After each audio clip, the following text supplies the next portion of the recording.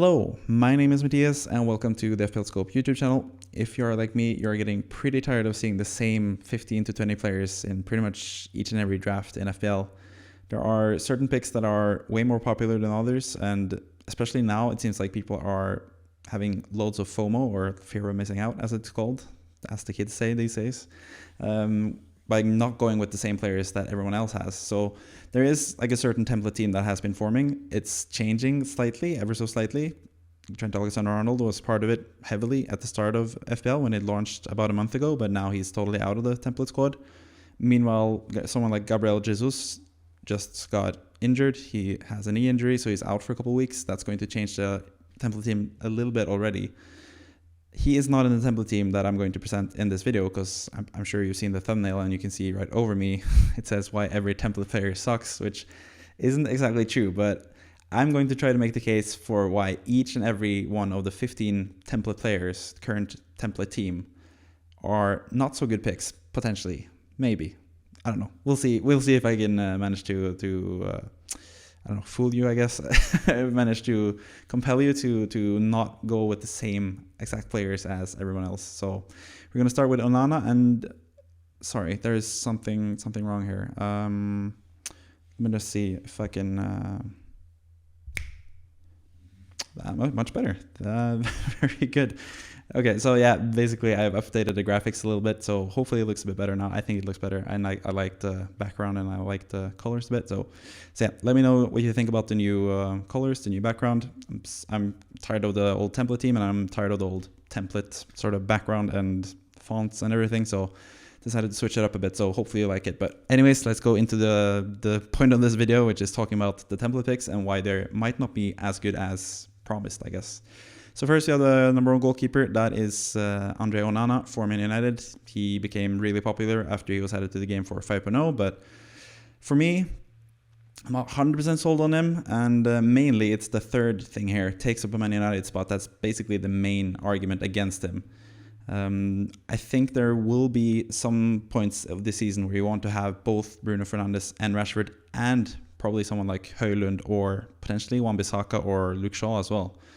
So I think having a goalkeeper from one of the big six teams is kind of a detriment to your team, because you don't really want to do any goalkeeper transfers. So yeah, it might just be a future goalkeeper transfer when you want to get triple up on outfield Man United players. So that's basically my main argument against Onana. The other ones are kind of more jokey, like no Premier League experience. Maybe that plays a factor. We know his predecessor, David De Gea, he spent like a year or two to get acclimated to the Premier League properly, but I don't really think that's going to be a problem for Onana, but potentially, who knows? It's a new league. We've seen with Brentford's goalkeeper, Mark Flecken, that he's really struggling in a new league, so who knows with Onana.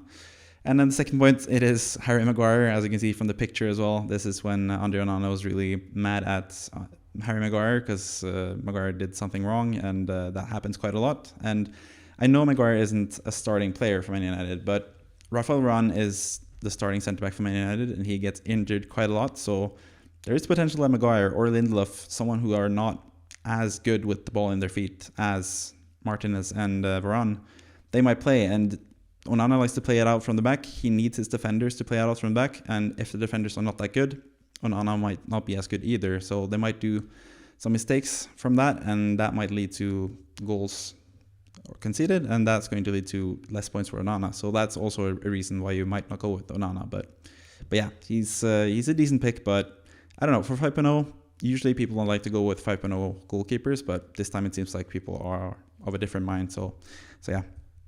Next player is Alphonso Areola. He is West Ham's potential starting goalkeeper. It's kind of 50-50 if it's him or Fabianski. And personally, I think there's a bigger chance that Areola starts than not. But at the same time, I know David Moyes. I know he likes to go with the players he knows. That's sort of West Ham's problem at the moment. David Moyes does not want to buy any players from outside of the Premier League. He only wants to get players with Premier League experience, and those guys are super expensive, especially for what they can offer. So, but anyways, that's not what we're going to talk about here. It's about Areola, but there is still a chance that Fabianski is the starting goalkeeper, and especially if Areola has a couple of mistakes early on, Fabianski might get put into to the net instead. And that might also lead to people selling Areola and him dropping in price. So yeah, That's the thing with Areola. Like, a lot of people are hyping him up because obviously he is a World Cup winner technically, because he was on the bench for France when they won the World Cup. He has played for PSG and stuff. He has a pretty big name. He had a pretty good season with Fulham as well in the Premier League. But for West Ham, I'm not 100% sold on him being like the future for the goalkeeping position for West Ham personally. So I'm not sure. I'm not that sure about him. And West Ham have awful fixtures. West Ham are in an awful spot currently as well. So yeah, Areola's not the best, but 4.0 I guess doesn't hurt that much. But yeah, there are potentially other 4.0 goalkeepers that might not drop in price. And there are potentially other 4.0 goalkeepers that might start. So Areola is not the best pick, I guess. Then we go to the first defender, and that is John Stones. And the number one issue with John Stones is Pep Roulette, obviously, because you never know who's going to start for Pep Guardiola. We think we know who's going to start, and then all of a sudden they don't play for 3 matches straight. And that could be the same case for Stones. You never know. Unless at the same time, John Stones is pretty injury prone. He rarely plays a lot of matches in a row without getting injured. They sort of have to manage his minutes, and considering that they have the Super Cup, they have Champions League coming up, they have cups after a while as well, like the League Cup, for example. It might be that Stones is rested for the Premier League matches, and they use him in the cup, like knockout type of games where they really need him. So yeah, he's both injury prone, and Pep Roulette makes it a bit difficult to trust him properly. At the same time, people bring him in because they think he's going to play in a midfielder role. He's going to get a lot of goals and assists, but historically, John Stones hasn't really gotten that many goals and assists. So maybe his goal threat is a bit overrated. We don't really know because he hasn't really played in this role that much. He played in this role towards the end of the last season a little bit, but who really knows if he's going to be good or not in that position. So yeah, he's by no means a sure thing, John Stones, but I think he's also a decent pick. That's not supposed to say that in this video, because as you can see, every template player sucks, apparently. But yeah, I mean, there are some doubts about Stones. He's not set in stone that he's going to be the number one pick in defense. But either way, there's some things there you can think about if you want to include him or not. The second guy is Ben Chilwell. He is also getting a lot of steam as like a main defender to have in your squad in FPL.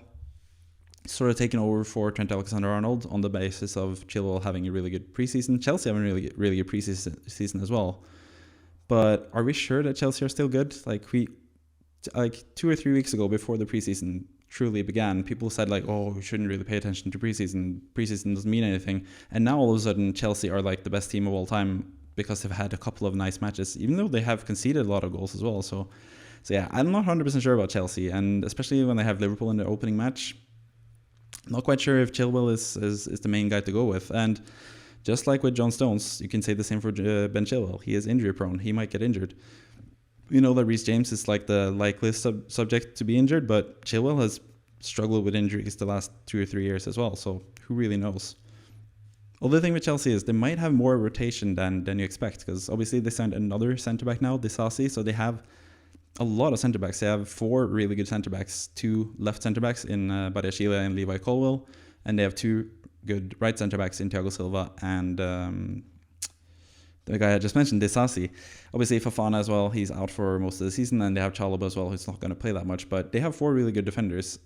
And what we've seen lately in FPL, when people have 4 really good centre-backs or 5 really good centre-backs like Man City, they sometimes deploy them at left back or right back and then have the other fullback go forward, like bomb forward. So that might happen with Chelsea. We might see someone like Badiashile or Levi Colwill, who has a really good left foot, go to left back and play as sort of like the not inverted the fullback, because that would be the other fullback, but you could see Colwill play on the left and Reece James bumping up the right, because we know Reece James is really good offensively. So I think Chelsea might switch it up a bit and have sometimes Chilwell as the one going forward, with the right back being either Reece James as a defensive right back or Malo Gusto, who's a really good defensive right back. Or they might have Colwill or Badiashile even at left back, or Cucurella even. He could also potentially play that role, and have Reece James go forward. So yeah, I'm not 100% sure that Chilwell is like super nailed as people think he is, especially with the injury issues. And yeah, like with Stones, they might have to manage that. But obviously Chelsea have less matches to worry about because they are not in European competition, because they had an awful season last year. But that's another reason why I'm not 100% sold on Chelsea and Chilwell just yet. But maybe he's in consideration for me, but by no means a sure thing.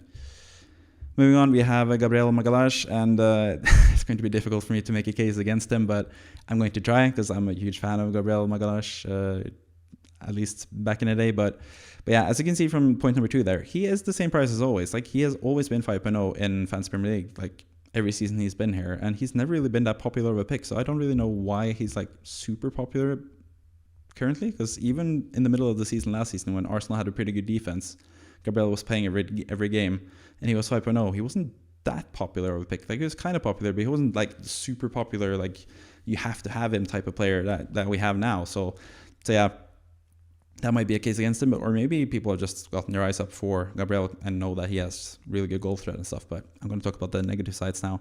Other thing with Gabriel is you might want to triple up on Arsenal attack. Maybe that's not as viable now with Gabriel Jesus being injured, but at the same time, you could play Saka, Martinelli, and Odegaard. You can go with the triple Arsenal midfield if you want, or you can go with whoever gets the striker position, whether that is Nketiah, or if it's Balogun for 4.5, then you definitely should consider a triple up on attack for Arsenal if that's the case. So maybe not. But then at the same time as well, they also have brought in Urian Timber, and like I said with Chilwell, Timber might have that fullback role mostly, where he plays either on the left for Zinchenko or on the right for Ben White and allows the other fullback to push forward.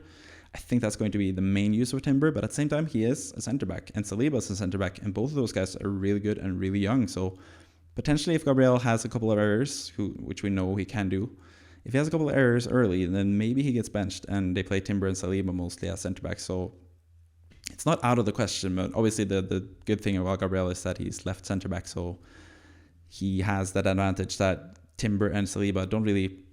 They're not really left centre backs, but Timber has played at left back, so surely he can play left centre back as well. So maybe Gabriel's spot isn't as secure either. That's mostly going to be the point for a lot of the players in the template team. But anyways, Gabriel, of course, he's a decent pick, but not 100% sure, especially with the Arsenal attacking options. If they have some fun, someone like Nketiah or Balogun playing every game, then maybe you should triple up on attack rather than going with Gabriel. Next up, we have Pervis Estupiñán, and he's also a favorite of mine, and I had him for most of last season, towards the end of the season at least, the final part of the season. And to be honest, I was quite disappointed in some weeks with him. Like, obviously, towards the end, he had that game against Arsenal where he got 15 points, goal and assist, and all that stuff. But before that, he had a lot of games where he didn't have any assists, and Brighton conceded quite a few goals as well, especially at the start before they switched out their goalkeeper, switched from Sanchez to Steele. So yeah, Brighton, not 100% sure. Obviously, Caicedo might leave as well. They've already sold McAllister. They've done some huge changes to the team, like they pretty much always do, but that might affect them as well, especially defensively if Caicedo leaves, because they don't really have that many good midfielders. They have a lot of good attackers, but they don't have that many good defensive options if Caicedo leaves. So who knows if they might decline. And at the same time, they don't really have the best matches past the first 3 game weeks. The opening 3 game weeks are really good for Brighton. They have Luton at home, they have Wolverhampton away, and West Ham at home. Couldn't really ask for much better matches than that. But after that, a lot of people have talked about selling Estupiñán already. So maybe you should just do that from the start and not have him from the start. Because, Luton, their first match in the Premier League, they're going to be up for it. Wolverhampton away, who knows really? They were really good at home last season, Wolverhampton. So maybe that continues. And then West Ham, they have some players that could score goals, potentially. I don't know. Hopefully for me, because I'm a West Ham fan. But either way. That's Estupiñán, and next guy is George Baldock. Obviously, he is 4.0, so he is the cheapest possible guy, but at the same time, he plays for Sheffield United, and their team is so bad. Like, I did the starting lineups today in the FPL guide. You should check that out, by the way. The link will be in the description. But Sheffield United have, I think, by far the worst squad in the league, especially now that they sold Iliman Ndiaye. So I think Sheffield United will be a team to target. So Baldock might be one of those guys that concedes 4 goals and gets 0 points or even minus points if it goes really bad and you get the yellow card and stuff. So yeah, I'm not 100% sure about Sheffield United defensively. So there might be better 4.0 alternatives. We know we have Issa Kabore for Luton. We have potentially Jared Branthwaite for Everton, who I think might be the best 4.0 pick of them all if he starts. And I think he's going to start at least eventually. You have some other 4.0 picks as well, potentially Malo Gusto if you want to bet on Reece James getting injured. So yeah, the third point is kind of just like a fun notice because it says replaced by Walker, and you must think like surely not Kyle Walker, the one of the best fullbacks of all time, one of the best fullbacks in the world right now, who plays for Man City. But apparently there are some Sheffield United fans or Sheffield United something who has some hopes of Kyle Walker returning to Sheffield United, which is his boyhood club, and that Kyle Walker has said that he wants to play for Sheffield United at some point again in his career. So we know Kyle Walker is on his way out. Probably not going to leave to go to Sheffield United, but who knows really. If he goes to Sheffield United, for sure he's going to start over Baldock. So yeah, that's only the only reason why I added that. But yeah, that goes for all the defenders. We've finished with the defenders. Let's move on to the midfielders. And we have Marcus Rashford, who's looking really sad in that picture. And we know from two seasons ago, Rashford was not at his best. So he has that in him where he's not playing at his best level. We've seen him. We've seen it in the past as well, sort of with someone like Eden Hazard, who had fantastic seasons some seasons, and then other seasons he just wasn't up for it. So maybe that's the case for Rashford. But yeah, I think Rashford is really good. And people say that he had a purple patch last season, so that's why I've sort of joined that gag and say that he's a purple patch merchant. He's not that good. He just had a purple patch. He's not that good, but really he is pretty good. But yeah, Man United's goal threat is more of an issue for him, I think, because Man United didn't really score that many goals last season. Rashford had most of them, but who knows if that's going to be the case anymore. Maybe they scored the same amount of goals, but now the goals are more spread out. Maybe BruNO gets some more goals. Maybe Højlund gets some more goals. Maybe Anthony, it looks better and gets some more goals.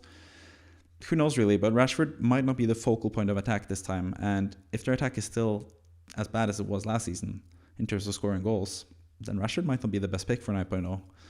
And yeah, the third pick is also, you're going to see what's going to happen with that, because yeah, there is a case to be made that Bruno Fernandes is the better pick than Rashford. But as you can see in the template team, we have Bruno Fernandes as well, and the third point for him is Rashford better, surely. So Bruno better, surely. Rashford better, surely. Like, we don't really know who's going to be the best pick out of the two. So maybe Bruno Fernandes goes crazy and scores a lot of goals, or maybe Rashford goes crazy and scores a lot of goals. Who knows really? It might be one or the other. It might be both, but at the same time, if Man United score 1 or 2 goals per game like they did last season, it's most likely going to be one of them. So you might pick the incorrect one. And the other thing with Bruno Fernandes is he sometimes plays deeper in midfield. That's what happened last season, at least, when Casemiro was out. He played sort of like a center mid, or almost like a deep lying playmaker role, or defensive midfield role almost. That might happen again. Maybe Mason Mount gets pushed up further up the pitch further on in the season. So Bruno is by no means a secure number 10. He might also play on the right wing. He's played on the wing sometimes as well. Hasn't looked quite as good in that position. So maybe that's going to be the case as well. And then the other 2 points are the same as Rashford. Man United's goal threat, who knows? Is it going to be much better this season? Potentially. They have a new striker. That might help them, but who knows really? So doubling up on Man United attack when they scored, I think, 56 goals or something last season in the league. I don't know if that's the best thing to do, but in this template team, you have the double up with Rashford and Fernandes, both looking really sad in this, because I just tried to find the saddest pictures possible for every single player, because that's the theme of this video. But let's move on to midfielder number 3, and that is Bukayo Saka. And his picture, I've done him especially dirty, because I think every England fan will know what this picture is from. So I'm just going to leave it there. Sorry, sorry I had to do it to you, Saka, but this video, it's all about saying that you guys are not that good. And speaking of this England photo, is Saka still on penalties? He missed a penalty in preseason, and we know Saka has missed penalties before. Hint, hint. But yeah, so is he still on penalties? Because that's like his main selling point compared to the other Arsenal midfielders. We have Martinelli and Ødegaard, who both scored. Ødegaard outscored Saka last season, and Martinelli had like 4 points less than Saka with less playing time. So both those guys scored more points per match than Saka did. And at the same time, Saka also outperformed his XGI. Like, his underlying numbers weren't that good at all, but he got a lot of goals for some reason. That reason is probably because he's super good. But at the same time, like, he doesn't have the best XGI. And as you saw last season, he got really tired and he didn't really look up for it. And if he's not on penalties anymore either, who knows if he's still the best Arsenal asset. Obviously, the pricing is more equal now with Ødegaard and Martinelli compared to last season. But yeah, last season, even if you go back to last season, if Ødegaard was the same price, then over the course of the season, he would have been a better pick because he scored more points than Saka. So yeah, who knows if Saka is the best Arsenal attacker or midfielder at this point. And who knows if Arsenal are going to be that good without Jesus, but probably. But who knows? Saka is a really good pick, and he's in my personal team as well. I got to say, like, I don't want to lead anyone astray here because a lot of these players are in my team personally as well, but I'm just trying to make a case against them just because it's fun to go against the template sometimes and try to find reasons that they are not that good, or not as good as advertised at least. Next up, we have Brian Mbeumo. Again, speaking of someone who's in my team currently, we have Mbeumo, but The thing with Mbeumo is we don't really know. 2 seasons ago, he was a huge FPL troll. He hit the post every single game. It felt like the post or the crossbar. So yeah, hits the post the most. It rhymes as well, so that's why I put it in there. But yeah, at the same time, Mbeumo was really good last season when Tony didn't play, and that's why people are banking on him to be good again this season, because they figure Tony's out until January, and Mbeumo will play in a more advanced role. He'll be on penalties and all that stuff, and that will help him. But Tony out is not going to help Brentford as a team. We know that, because Tony is a fantastic player. So sure, they did well without him last season, but now that people have scouted them and they know what's coming, they know how different Brentford are without Tony, maybe they will be more prepared, and maybe Brentford will struggle a little bit. Like, who knows really? Brentford outperformed expectations last season, and there's no reason they should outperform expectations again this season. More so the other way around. Maybe they are not as good as they were last season since they don't have Tony. It would make all the sense in the world if they are to take a step back. So yeah, Brentford could struggle. At the same time, there might be other 6.5 options that are better or at least as good as him. We have the next guy in the team. I'm not going to talk about him for now, but we have Areola, who's fantastic. I think he might be the best 6.5 midfielder personally, especially across the season when his fixtures get better. At the same time, you also have Moussa Diaby for 6.5. Another fantastic pick. I think Aston Villa will have a much better season than Brentford, so that's a case for him. And then finally, we have another 6.5 midfielder who made the template team, or who makes the template team at least currently, and that is Kaoru Mitoma. He's sort of like been the default Brighton pick, because he is the most nailed, I guess, for Brighton. But at the same time, Brighton have unlimited amounts of attackers, it seems like, including Simon Adingra, who scored a goal in preseason, has looked really good for Brighton, and looked really good last season on loan in the Belgian league for Union Saint-Gilloise, or whatever you say that name. But yeah, he might actually cut into Mitoma's playing time, and Joe Pedro as well could also play from the left. Mitoma, not 100% sure. Like, he is the most nailed Brighton attacker currently, especially Solly March struggling a bit with injuries, but again, they have so many attackers. They need to rotate. De Serbia said that they are going to rotate. Ferguson, who's the striker, said we're going to rotate a lot of matches, because they have Europa League to fend off with, and they have cups. They went pretty far in both cups last season, so it's going to be a lot of matches, and there are a lot of attackers to choose from. So maybe Mitoma eventually loses out of position. But the bigger thing with Mitoma is that he scored only 1 assist in his final 11 matches last season in the Premier League. He had 0 goals and 1 assist in his final 11 matches, which is not that good at all. Like, people have already written off Almiron, who is 6.5, by the way, the same price as Mitoma. They've written him off because they say, like, oh, he just had a purple patch. He was just good for a little while, and then he's not really that good. He performed above his level. But who's to say that's not the case for Mitoma as well? Like, we don't really have much sample size with Mitoma. He played last season for half the season. That's pretty much what we've seen from him in Premier League. He is 25 or 26 years old or something after all, and only just now broke out in the Premier League. So maybe people are getting to know him better, and maybe people are finding out how to stop him, because he has pretty much one move, and that's stopping and just pacing past the defender. So who knows? He might not be the best pick. And especially you also have some other Brighton picks as well. Joe Pedro, I mentioned, who's 5.5 as a forward.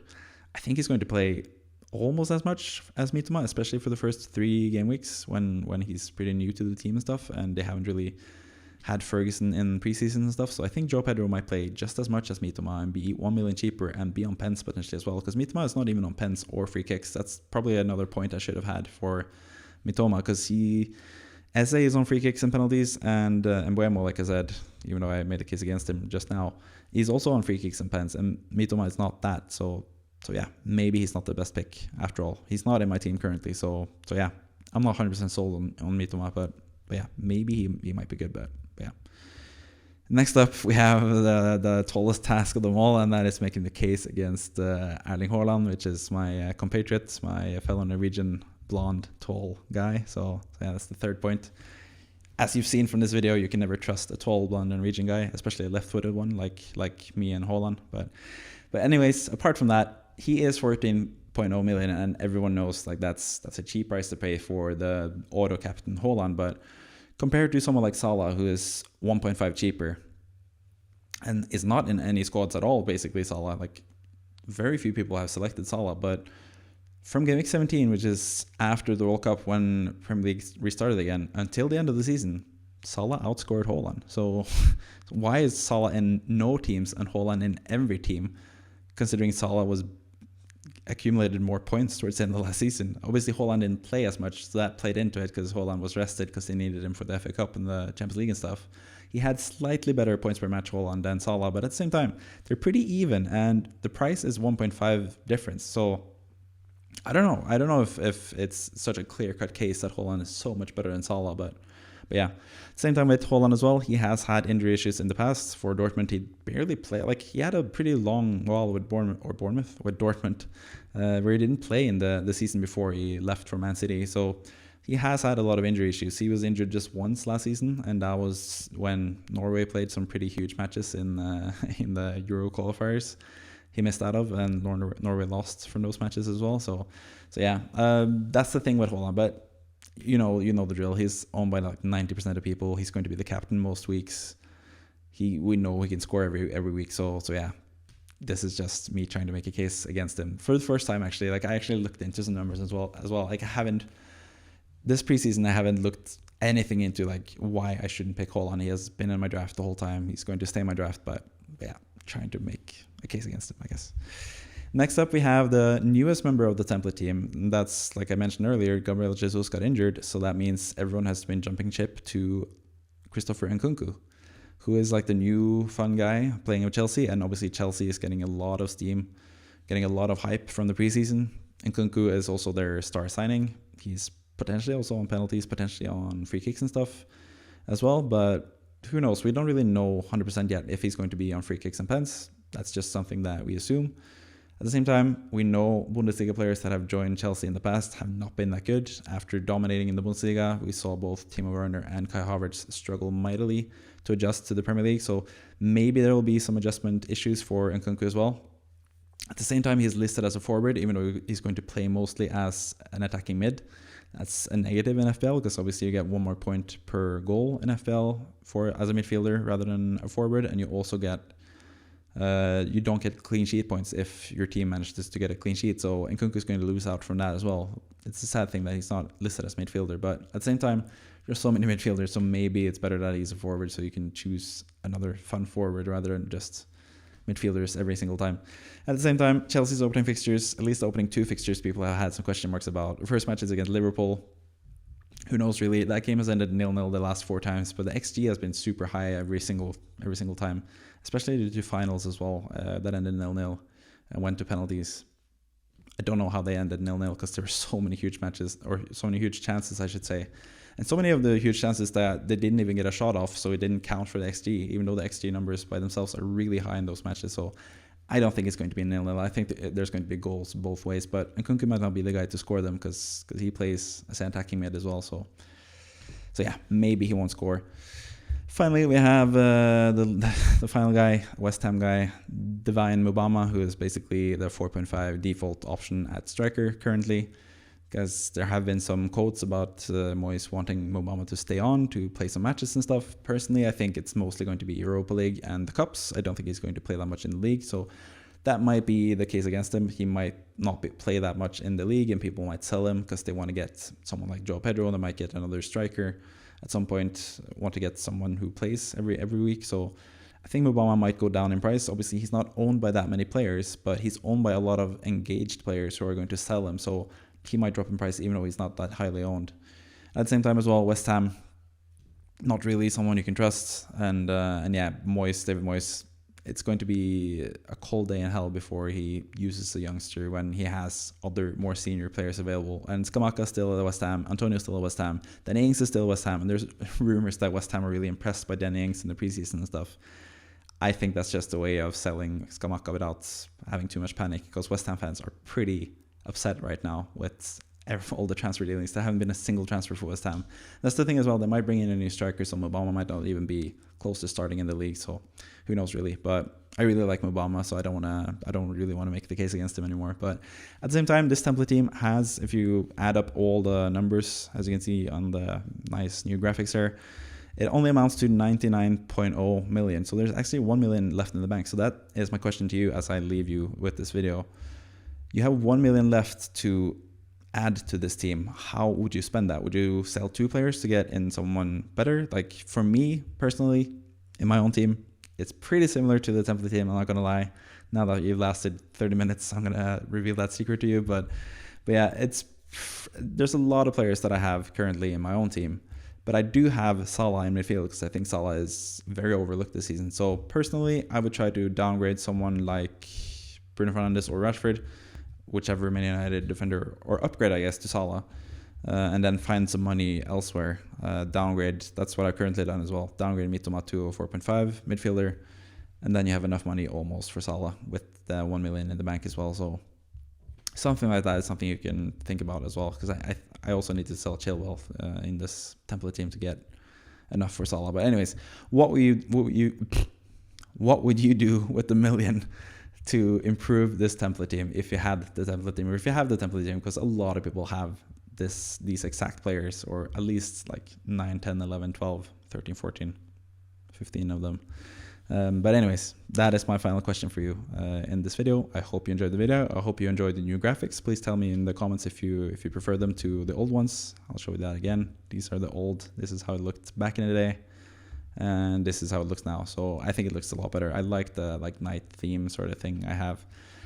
Sure, I could do it more like typical FPL colors, typical FPL background colors and that stuff, but kind of want to differentiate myself from the pack. So yeah, I don't know. I like it, but maybe not. It might not be the cup of tea for everyone else, so who knows really. Anyways, that's how I leave you with this video, and hope you enjoyed it. See you next time.